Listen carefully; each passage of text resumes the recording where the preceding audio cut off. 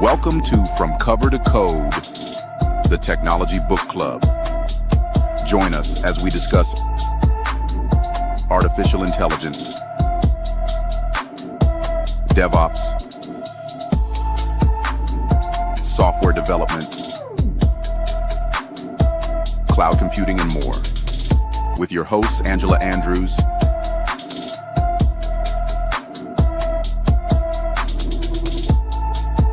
and Michael Jenkins.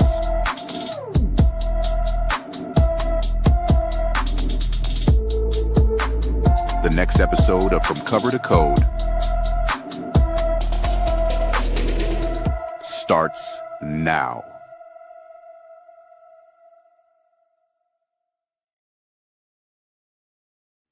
And we are live. How you doing, Angela? Not as good as you, but I'm doing okay. I am doing okay.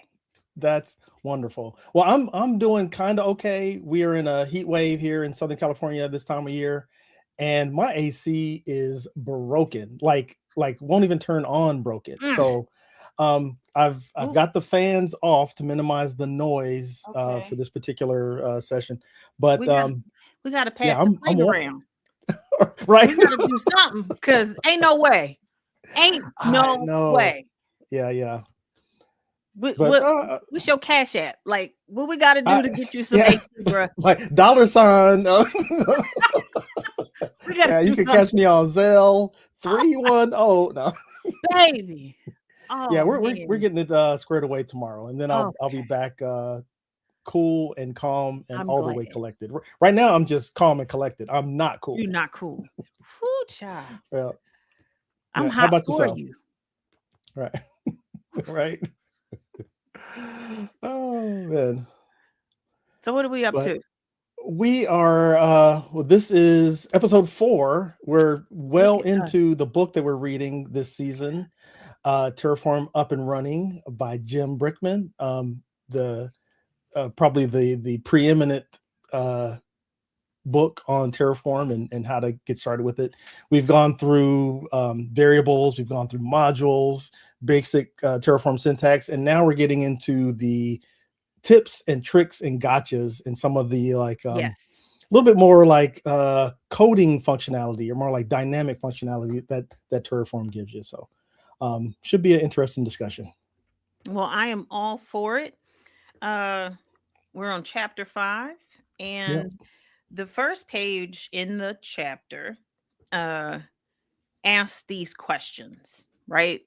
And it's, trying to figure out how to do certain things in a declarative language.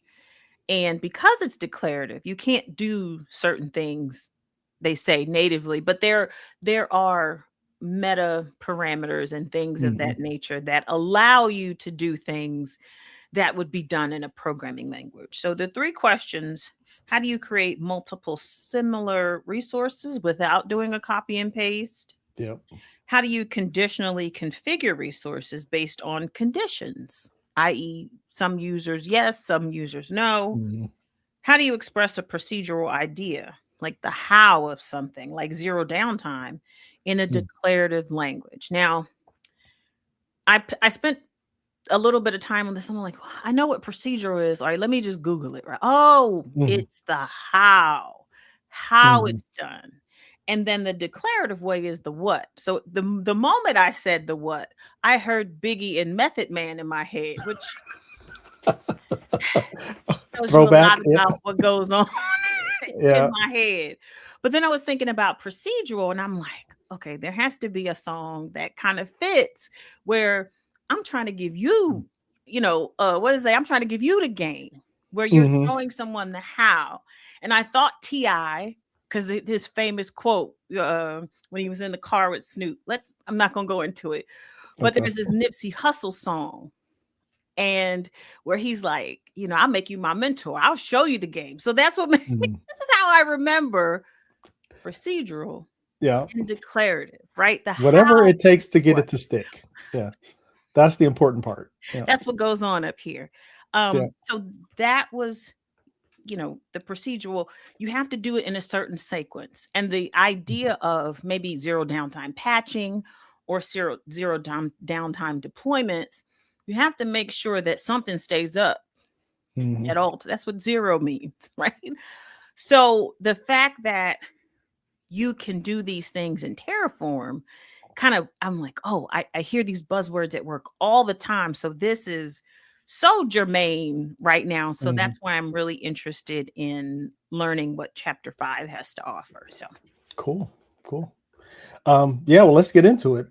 He started off with loops, and I guess to your point, he talked about loops, conditional, zero downtime deployment, and the gotchas. And I think there's even gotchas throughout the thing that we can talk about. But he started off with loops and the different kinds of loops.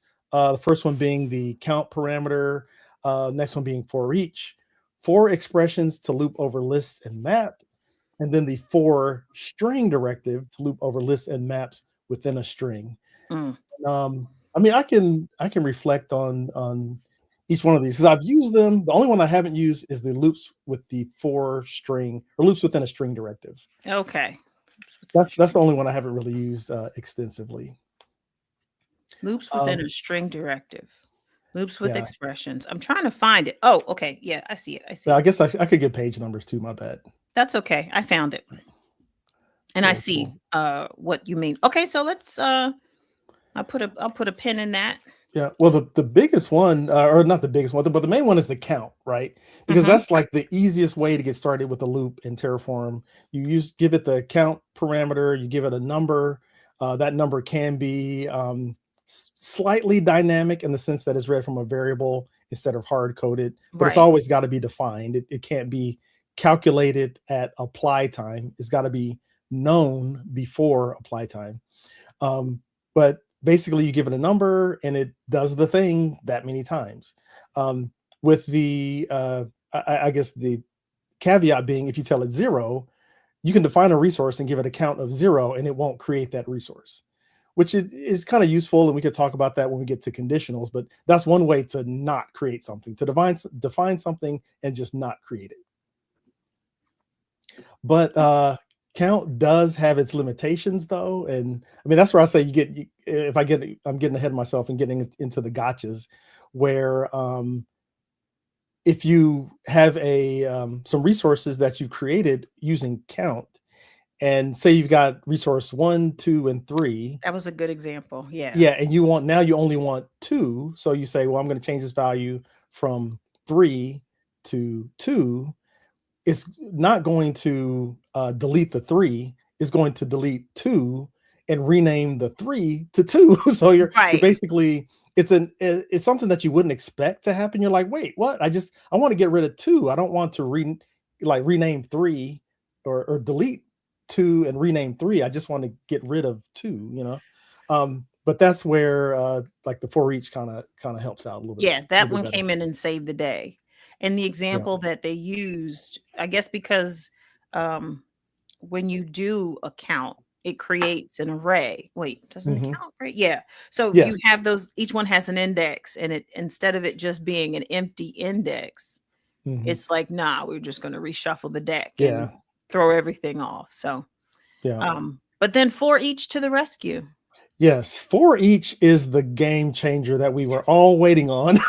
I forget what version it came out in, but because I mean, you're bumping your head up against this count thing where you want to like dynamically change the size of or change the number of resources that are deployed, but you like I just described, you got this. In our case, maybe it was 10 or more things that we're working with. So hey, give me 10 of these, but okay, now we need to go down to 5. Well, now you got all of this shift and like change and chaos in your state file because you're getting rid of like 1 through 5 or whatever and shifting down or renaming. But for each, you could say, I want however many. Well, I'm trying to think of a good way to give the examples, but say I want A, B, C, and D. Okay, I want to get rid of B and C and just be left with A and D.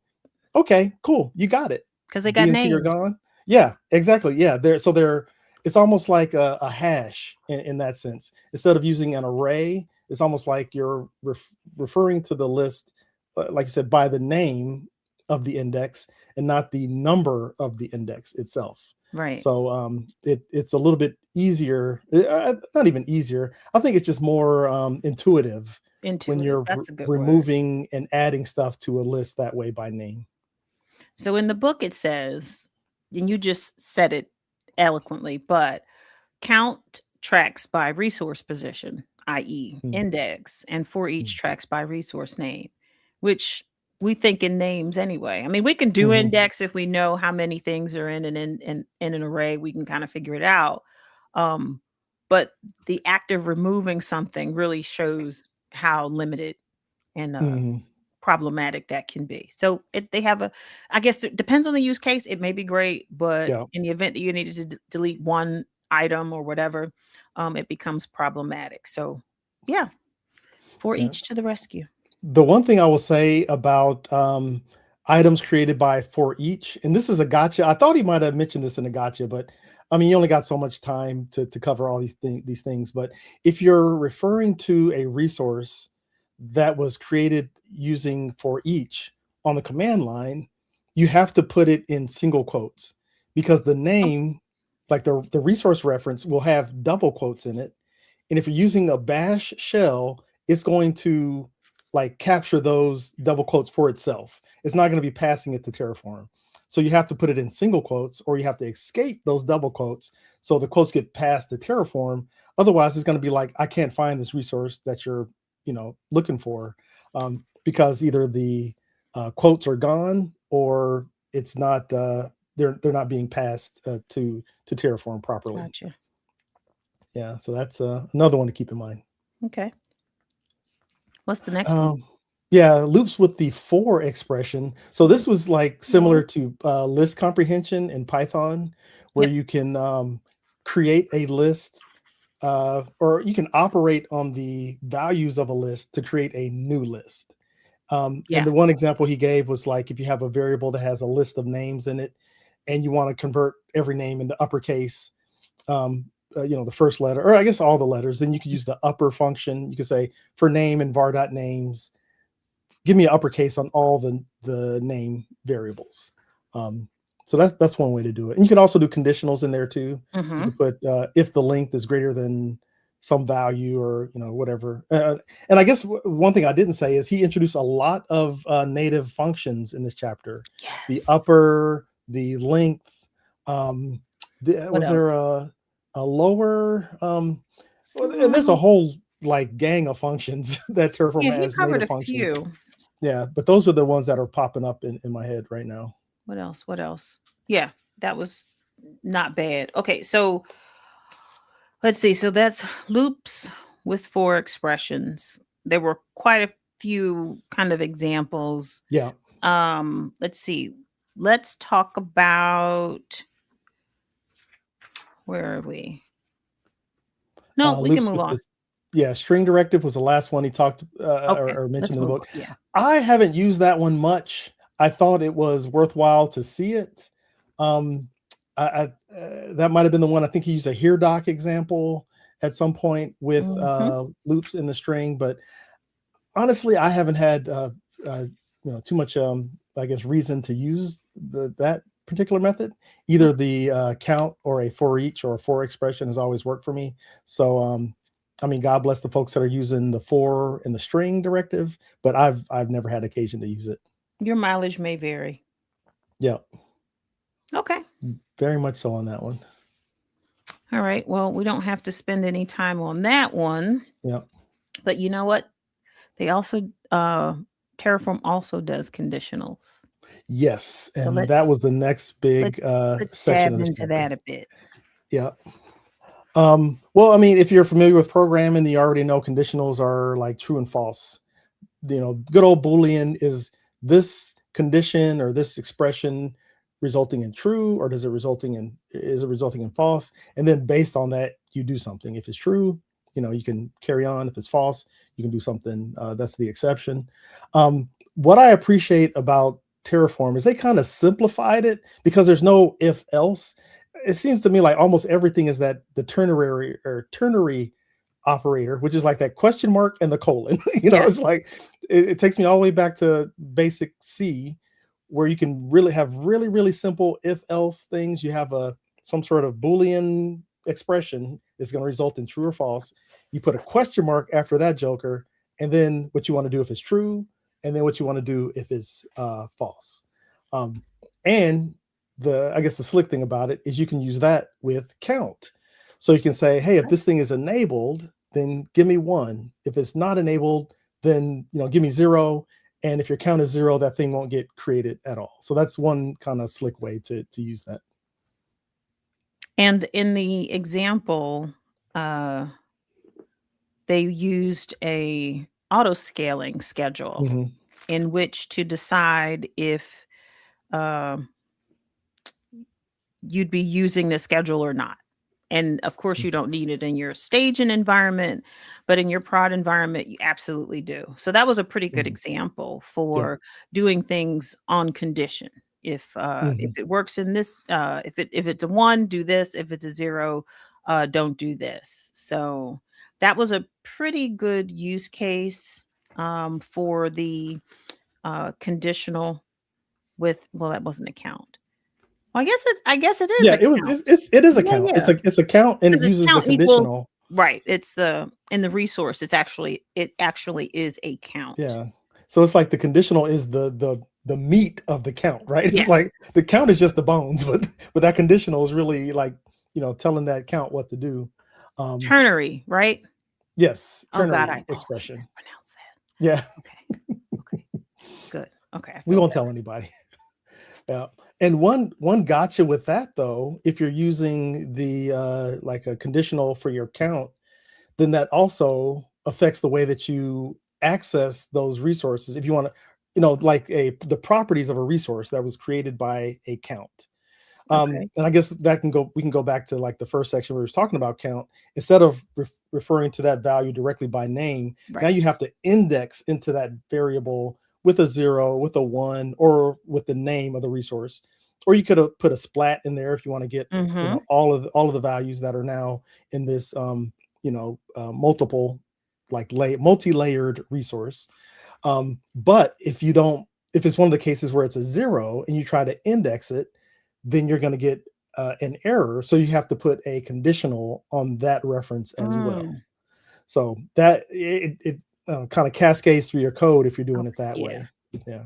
I see that. Yeah. You just got to be aware of it. So you mentioned going back where you could use a splat. I'm like, wild card, right? No, it's called a splat. Splat, asterisk. An asterisk. For the people who are being more proper. I call it a splat. Yeah. Well, because you're that dude, right? So I'm looking at it and looking, okay, wild card. No, that's not what it's called. But in one of the examples, when you were creating a bunch of users and you wanted to return the ARN of all of the users that you create, it could be 5, it could be 500 users.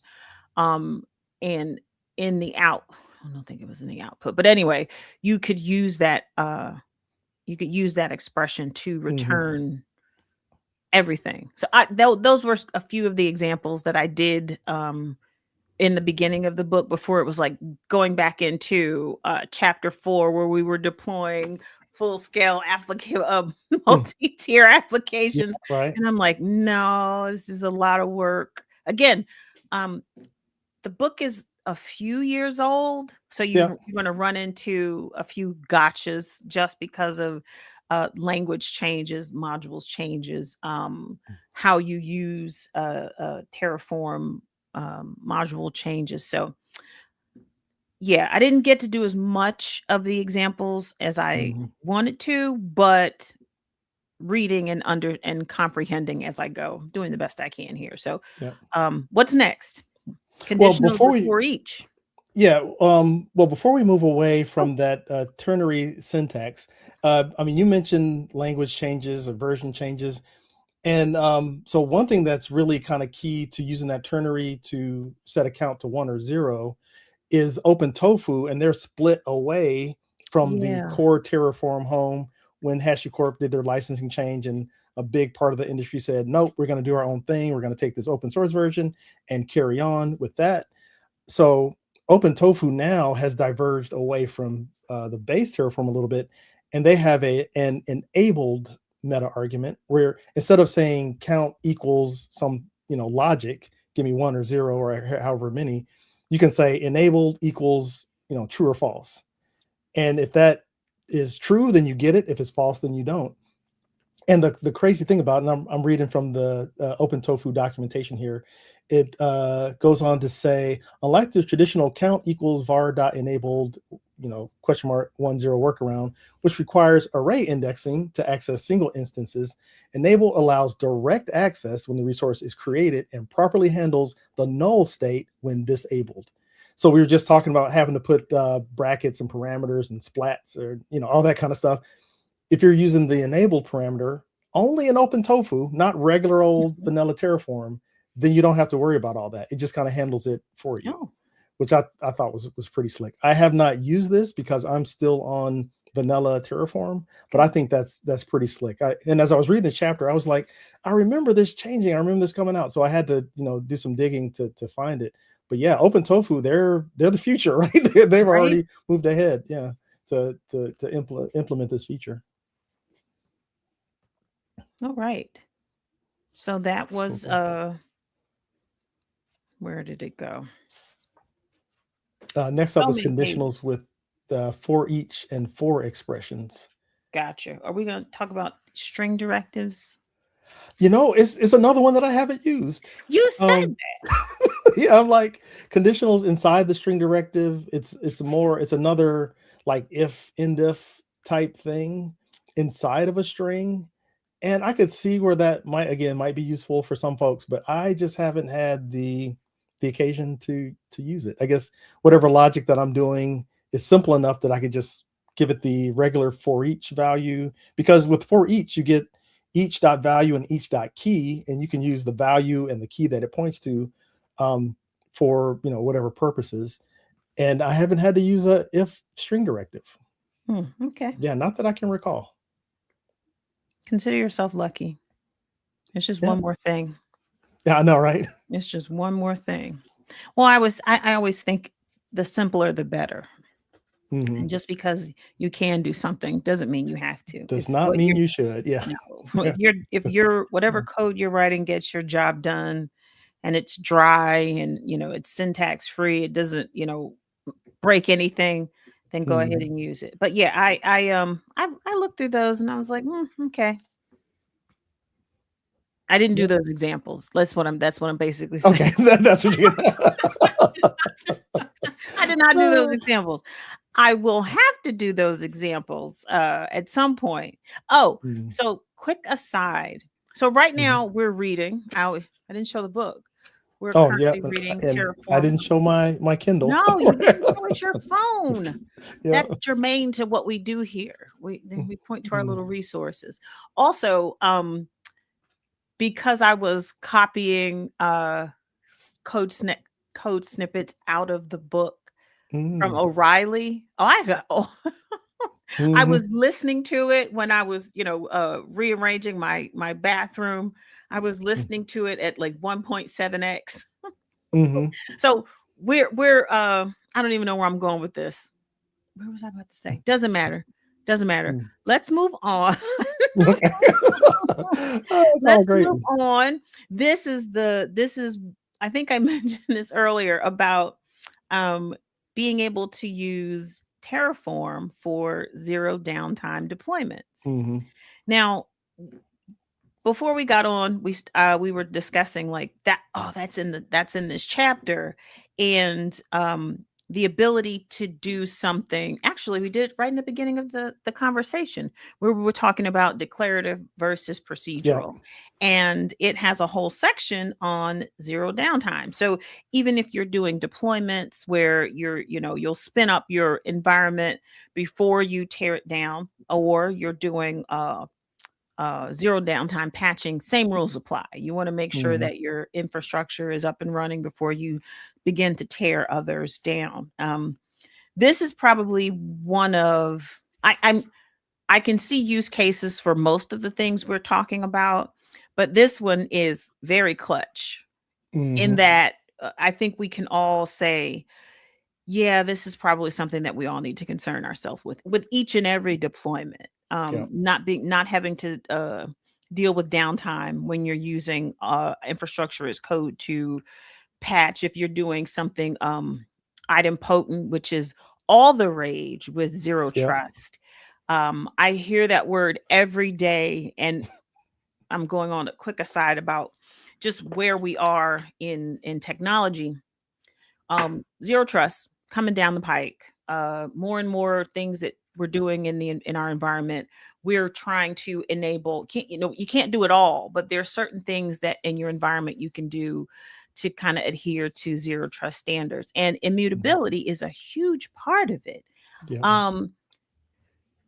Moving away from code changes, cattle not cats, as they say, and just tearing down your environment and just building new, zero downtime.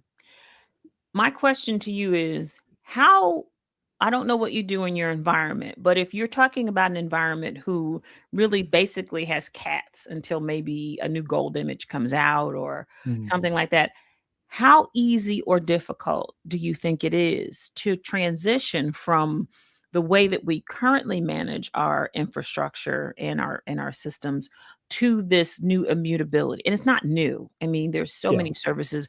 You think containers, right? We don't really worry too much about being non-immutable with containers. Rel image mode, it's just like dump the whole thing out there. You got a brand new. But to get from one to the other, have you seen that? How does that transition look? I'm asking for a friend. Yeah. Okay. Well, here's what I would hope you would share with your friend. Yeah, I have seen it both ways.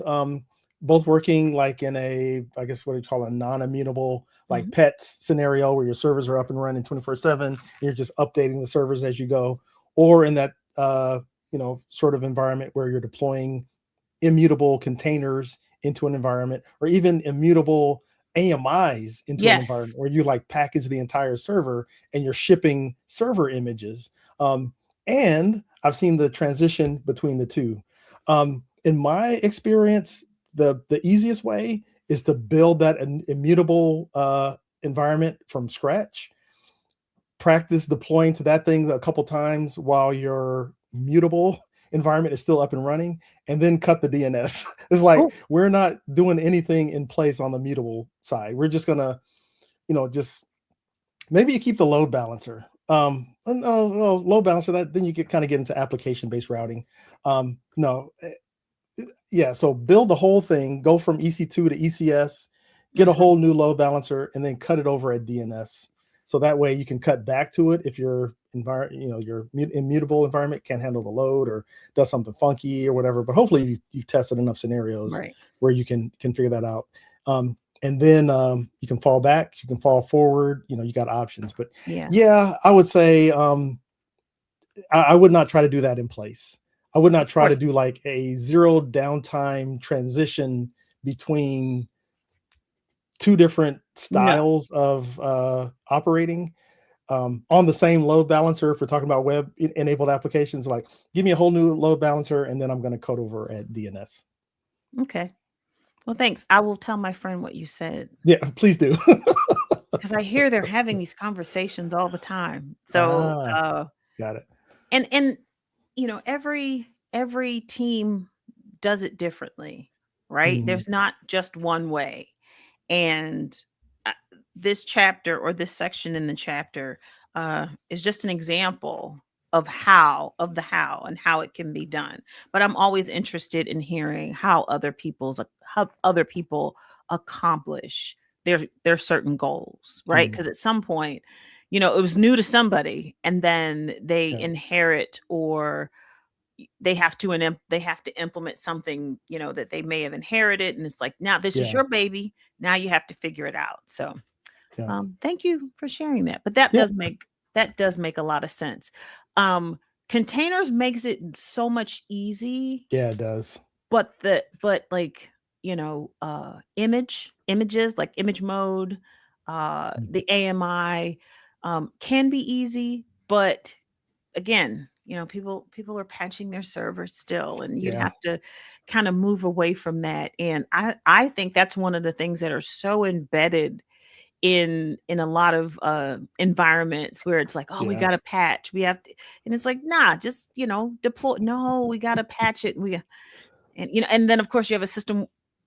Speaking of containers, you can't put a bunch of tooling or monitoring or things like that inside of the image, because then it becomes what?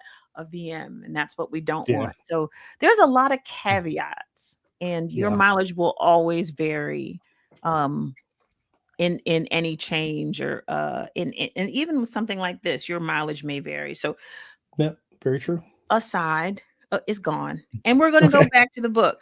So I'm been talking about zero downtime. What do you think about this section of the book? Yeah, so I appreciated him going over zero downtime deployment in sort of a tips and tricks type of way with Terraform. I almost wish he would have called it zero downtime changes. Because when I think of a deployment, I think of an infrastructure that's already established, created, and in place, and I'm deploying some change, or I'm putting some change into it. And I should say I didn't like his example, because he's basically blowing away a perfectly good auto scaling group, deploying a new one, and then letting that stand up properly. It attaches to the load balancer. I mean, totally valid. But I'm like, the change that he proposed or was implementing, I think it was a launch configuration, and you could probably scale back your deployment and changes to just the launch configuration, deploy that, and then update your auto scaling group to use the new launch configuration without having to delete it, wait for it to change. The one thing he did, which was kind of the saving grace for me, is that later on in the chapter, and maybe this is part of the the new version update from when he first wrote this thing, he was like, oh yeah, by the way, if you're doing an auto scaling group in AWS, they have this feature where they can you can refresh the instances that are in your auto scaling group. So if you deploy a new configuration, you can say, hey, refresh these instances, and if the instances are running an old copy of a launch configuration, they'll launch a new instance with the launch configuration, let it register, let it get up and running, and then they'll take away the old one. So it's like a rolling restart in essence. That makes so much more sense to me. And I think he even said, hey, go back to your old example, change this, change this, change this. And I'm like, yeah, that's kind of crazy. I'm not doing all of those changes. I'd rather just do it like this to begin with. So I hate that it was presented that way. I wish he had just kind of presented it in the more modern, the more capable way, where AWS takes a lot of the load, it takes, carries a lot of the weight for those types of changes.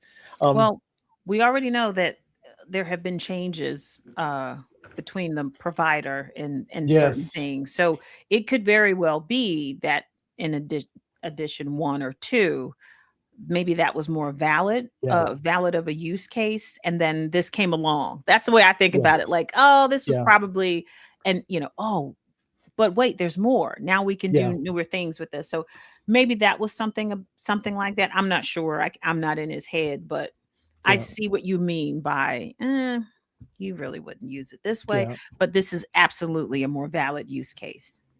Yeah. And the meta arguments there, I'm trying to think of. So if you do a zero downtime deployment in that style where you're updating the launch configuration, but you're not changing your Terraform, you would want to put a lifecycle rule that ignores changes on your launch configuration.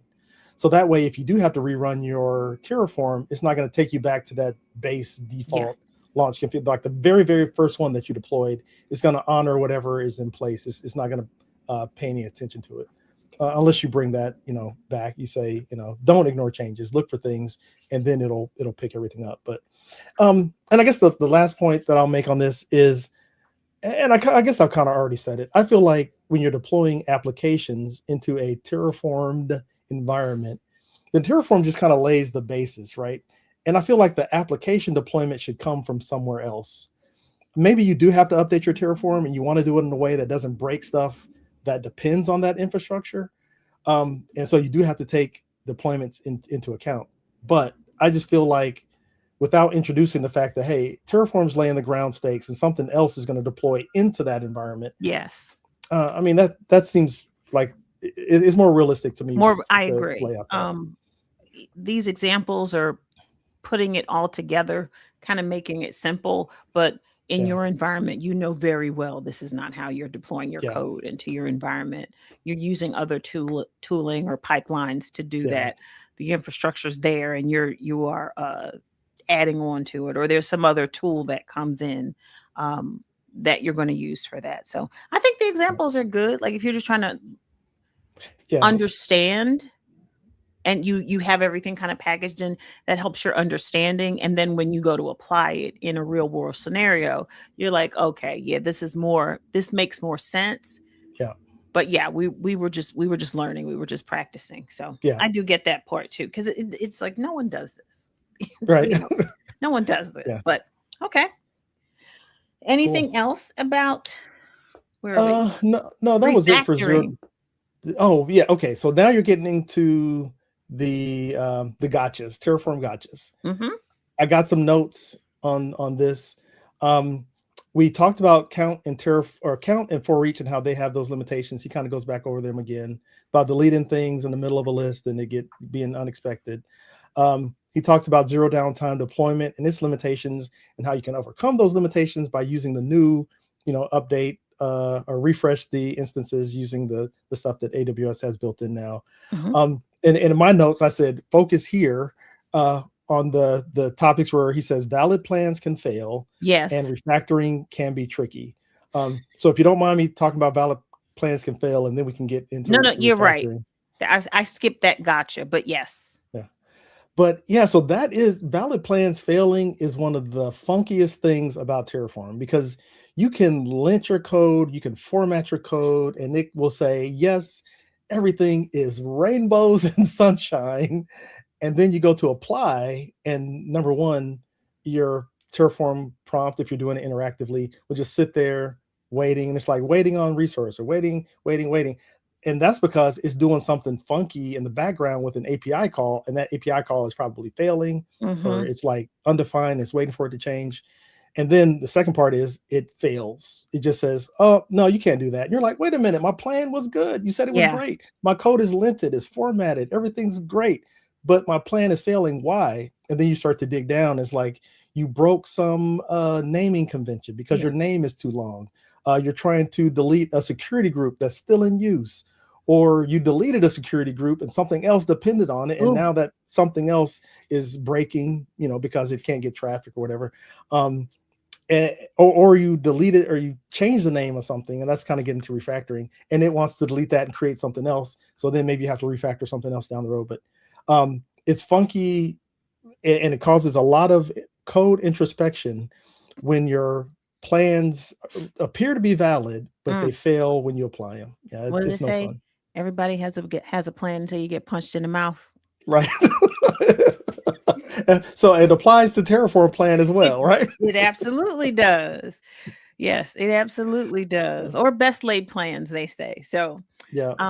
I understand. And I during my traipse into this, I would run the plan. It's like, okay, everything looks great. And then as soon as you run that plan, the apply, it's like, So I think that's a part of it, but it's a gotcha. I'm glad he mentioned it, because it's gonna happen. You can bet your bottom dollar. You've linted, you've looked at the code backwards and forwards, and then something's gonna come along and say, yep, you have a problem here. And your example that you gave, that it could be a myriad of things. That API call is hanging, or another resource and another resource and another resource. So because you're not doing what we did in the very beginning, I think in chapter 2, where all of your code is kind of in one folder and you're deploying everything together. Well, no, you're only doing pieces. And if you're making changes on pieces that depend on other pieces, and whatever change you're making doesn't jive, then you're going to run into it. So the troubleshooting part of it that I've learned and experienced over the past couple of weeks although frustrating, it does give you a better insight into the why of why something's going wrong. Mhm. And you learn from all those mistakes. So valid plans can fail, and they will, but Yeah. teachable moments, as they say. Indeed. And Sterling McKinley, thank you for joining us live. He comments, always pray before pressing the enter button on Terraform Apply. Very, very wise words to speak, sir. Yeah, just say a little something, a little God bless this code. God bless this apply something, or whatever you believe in. Just, everything that's good and holy. Just sprinkle some of that on whatever you're working on. I guess as you were mentioning, like changing other parts of code when you're working with code that's a bigger part of a system. And I guess if you mind if I segue into refactoring. Yes, please. I've run into this several times where I'm working on a team, we're working on modules. And so now we have these well-defined modules, and they're used in applications or, other Terraform code bases across, the enterprise or whatever. And somebody says, oh, I want to make a change to this module. I'm going to change XYZ. And now everybody's plan is failing. And it's like, hold on, wait, what? You wanted to change that? And now, like, if I do a plan, and I'm the type of person, I'll run plan on stuff that I know I haven't made changes on, just to make sure I see 0 changes, 0 deletions, right? 0 creations or whatever. And so we'll have the occasion to run that. And I'm like, oh, I do not expect anything to be deleted or changed here. What's going on? And you start to dig deeper, and you find out that a module that you depend on has changed. Best ways around that, don't, if you're using like a Git parameter to pull the module down, make sure you pin that to a commit or a tag, and don't pin it to the main branch or like some branch, because if that branch changes and you don't know about it, then you're going to get the latest and greatest. And if your code isn't ready for that, then don't do it. But we also come to find that we would have to create new versions of a module. So we might have, and I'm just throwing out here as an example, like ALB, which is like the default load balancer module. But then we have like ALB_V1 or, V2, because somebody wanted to make some sort of funky change that didn't jive with all the other applications that are already using the regular ALB module. So sometimes you can't refactor. I guess refactoring is good, but sometimes you have to just like start from scratch or create new and then go from there. Like, and that's what I call like fail forward, or new feature or something like that. Increment your your version number and go with that one. Don't go back to the last one. So, and he did mention that in chapter 4 about versioning. Yes, indeed. That helps between environments. And then of course the example that you just gave, where it's like everybody depends on this, so don't go messing it up. But you can create your own version and do some refactoring that way. Okay. 4 main lessons you should take away from this discussion. That's always use the plan command. Yes, you can pray before you touch it. But yes, you should catch all those gotchas. Create before you destroy. We saw that in the earlier chapters, and it was just reiterated again in this chapter for 0 downtime. You want to make sure that your new infrastructure is there before you start removing your old infrastructure. Number 3, am I skipping one? There are 4 main lessons. Refactoring may require changing state. There you go. The next one. And the last one, some parameters are immutable. Yep. So if you change them, deleting all resources and creating new ones, you want to make sure that you check the documentation and always use plan. Always run that plan. Yes. And I was just gonna say, I tell you what, that one almost always, I bet you almost always, it's a security group or a load balancer. Those are the ones that are going to get you. You try to change the name on a security group, I dare you. Just go ahead. I double dog dare you. Yeah, I know, right? It's like don't even do it. Just create that empty security group and leave it alone. And then add security group rules as a resource that reference. That was a good example. Again, something that came up in this chapter. Oh, it could have been last chapter, but I think it was a couple chapters ago. Okay, where you were what you just explained. It just makes it much more modular. You can kind of add your rules and as you need them into the security group. Yes, this was so that's it. Well, we have the Yeah. conclusion we didn't go over, Yeah. but that was chapter No. 5. A lot Yeah. of good tips, a lot of tricks, and definitely some gotchas that I think folks should keep their eye out for, or you've Mhm. probably run into them and now they Yeah. have a name and Yeah. a section and a chapter. I know, right? Now you know exactly what to pray for before you press apply, right? It's like, Yes. please let none of my security group names have changed as Be I very press apply. specific. Yes. Yes, indeed. In those prayers. Yeah. Well, this was a great chapter. What do Yeah. you Yeah. think? Lots of good stuff. I mean, I like the way that he introduced some dynamic aspects of Terraform liked with it. the looping, with the conditionals. It makes it feel maybe a little bit more approachable for people who have a programming background. Yes. And they can apply that.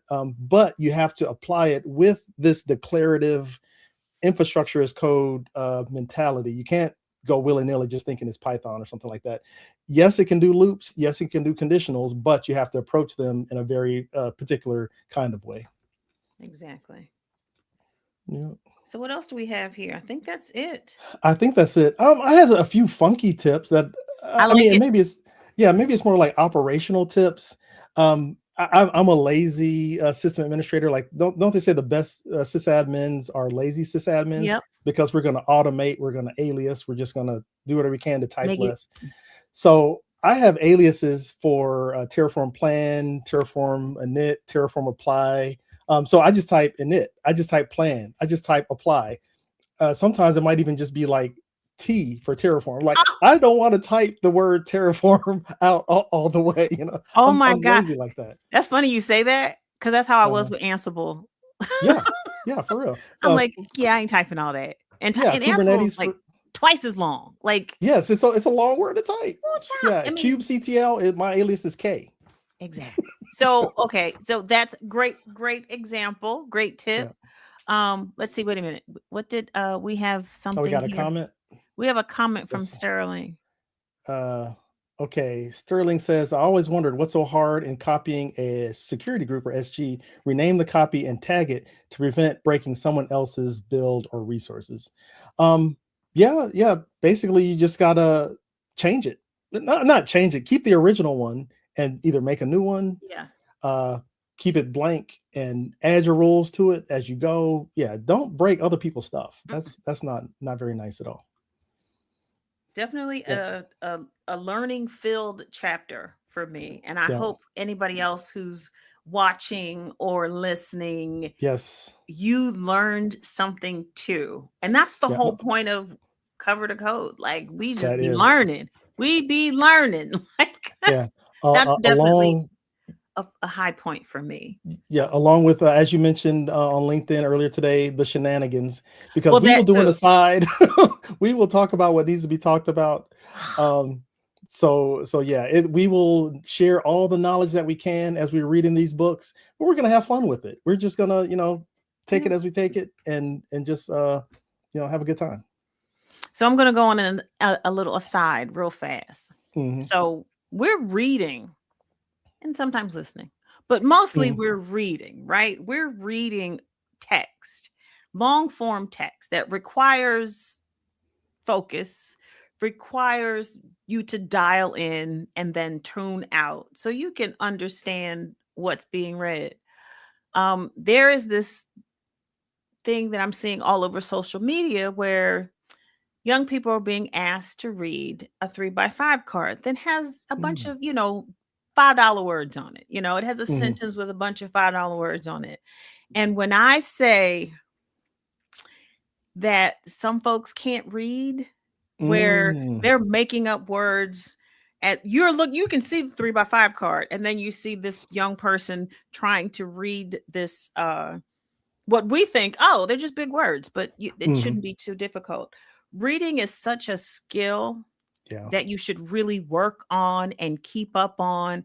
And I know in the age of AI and having everything quickly and, not doing the research, rather having it done for you, you still got to read through the myriad of information that, Claude and chat want to return to you. But reading is definitely one of those things that is also the key differentiator, right? Yeah. Read to understand. And this is literally what we do book in, book out, week in, week out. We're reading to understand. And I hope you like to read, because why else would you be here? You like to learn and stay current. Why else would you be here?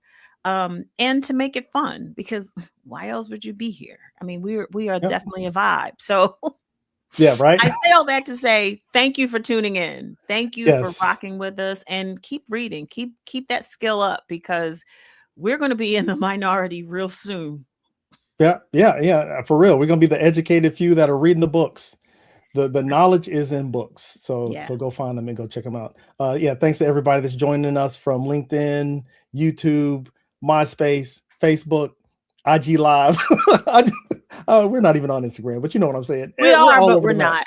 Yeah, all over the map. Yes, indeed.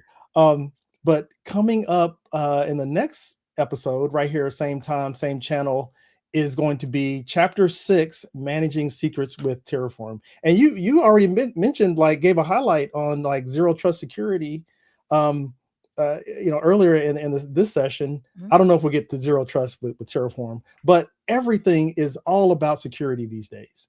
I don't care what you're doing. If you're doing it on a computer, from the time that you log in on your phone, time you enter your passcode, fingerprint, or whatever, it's all about security. So if you're deploying infrastructure and the resources associated with that, you have to do it securely. And more than likely, you're going to have secrets, passwords, other kind of crazy stuff like that. So you have to manage them so you don't get P0WNED. You don't get owned, right? Say that again. Yeah. Well, I'm looking forward to this one. You think about most things you learn, it usually starts in the most insecure way possible.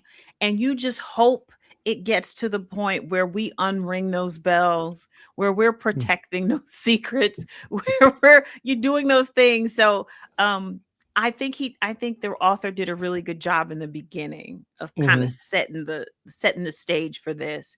And now we're getting more into the proper management of secrets. Yeah. So this is going to be a good chapter. I don't know how long it is, but it's going to be good. I'm looking forward to chapter 6. Cool. Yeah, as am I. So yeah, thanks again, everybody. Join us. Angela, it's always a pleasure hanging with you, chopping up this code, chopping up this material. And I will I guess catch you and everybody else next time right here. Have a good one. All right, we'll see y'all.